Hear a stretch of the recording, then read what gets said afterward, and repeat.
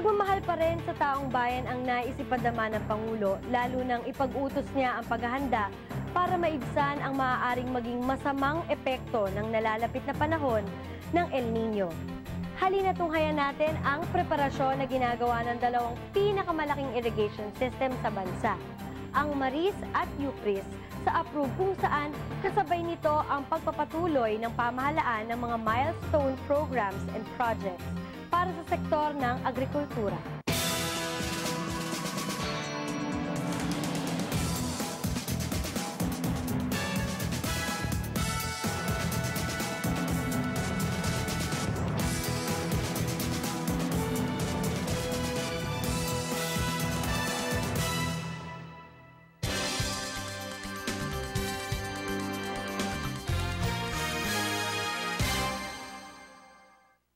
Bago pa inilunsad ang Fields Program ng Department of Agriculture, malaki na ang naging kontribusyon ng National Irrigation Administration o NIA sa pagsubaybay sa kabuhayan ng mga magsasaka. Mula sa mga restoration works na isinagawa sa mga non-functional irrigation system sa buong bansa, dumaloy na ang sapat na patubig sa mga sakahang umaasa lamang noon sa sahod ulan. Updated irrigation development natin dito sa National Irrigation Administration is nasa 49% na tayo level of development.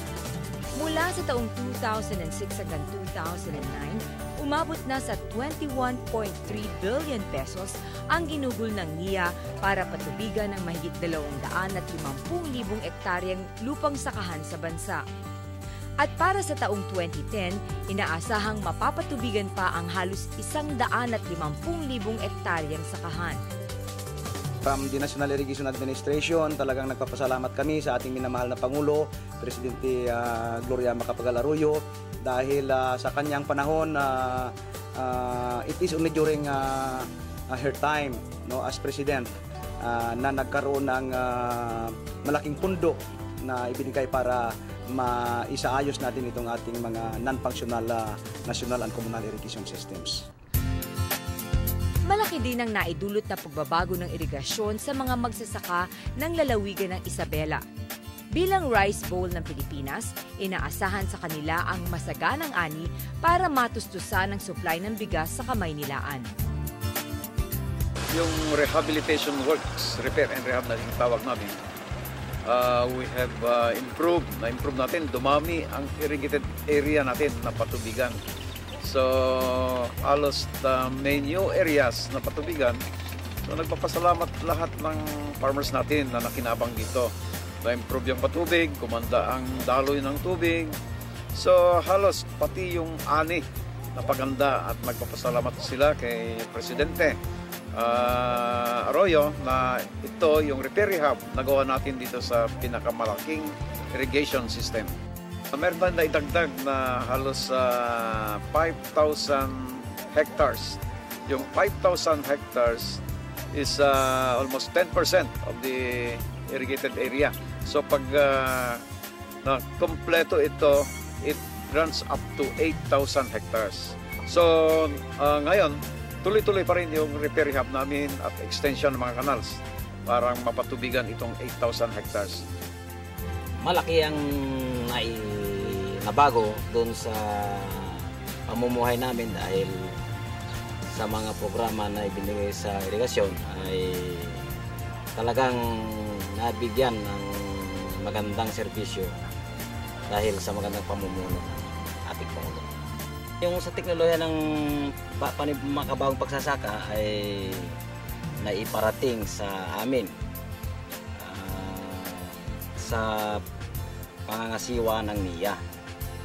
Kami rin mga magsasaka dahil nga sa iyan ang pangunahing kabuhayan namin sa pagsasaka ay nakipagtulungan din kami sa pagpapaunlad ng aming sakahan. At sa pagdating ng El Nino o tagtuyot, handa ng pamunuan ng Magat River Integrated Irrigation System para di maabala ang serbisyo ng patubig sa mga magsasaka. Ito'y sa kabila ng pagbaba ng tubig sa Magat Dam ng 16 na metro mula sa standard level nito. way back pa ng December, November, halos wala nang ulan dito.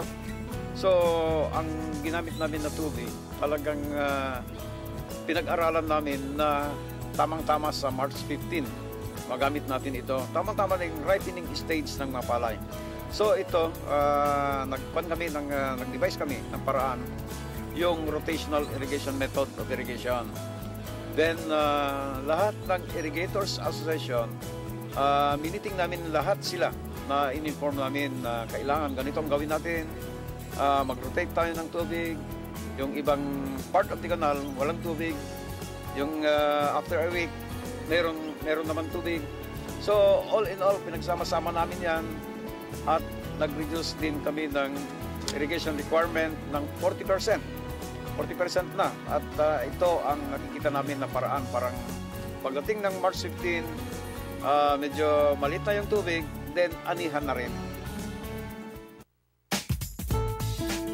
Isinasagawa na rin ang paggamit ng mga water pumps para higupin ang mga nakaimbak na tubig at ibuga sa mga sakahang nangangailangan nito. Sa ganitong pamamaraan, umaabot ang serbisyo ng irigasyon hanggang sa malalayong kabukiran. Di naman alintana ng pamunuan ng Upper Pampanga River Integrated Irrigation System ang paparating na El Nino dahil sa sapat na supply ng tubig ng Pantabangan Dam. Ayon kay Engineer Tony Nanggel, mas pinahusay nila ang sistema ng controlled irrigation sa lalawigan ng Nueva Ecija. Nakadagdag pa umano sa water level ng Pantabangan ang 3 malalakas na bagyong tumama sa bansa noong nakaraang taon. Dito ay nagkaroon tayo ng sapat na tubig para ngayong 2010. Sa ngayon, umabot ang tubig natin sa 220 meters ang elevation. At doon sa 220 meters na yon, ay mapapatubigan natin yung 102,500 hectares na pinatutubigan natin, naka-program na yan, sa panahon ng tag-araw at tag-ulan. Pagkatapos meron pa tayong 20,000 hectares para sa third crop o quick turnaround. Kanya tayo sa kasalukuyan, mula nung November hanggang sa ngayon, tayo patuloy nagpapatubig, sobra pa yung tubig na natin na nandun sa Pantabangan Dam, na humigit kumulang sa mga 2.5 meters na ito ay makapagpapatubig na additional area na 20,000 hectares o third crop.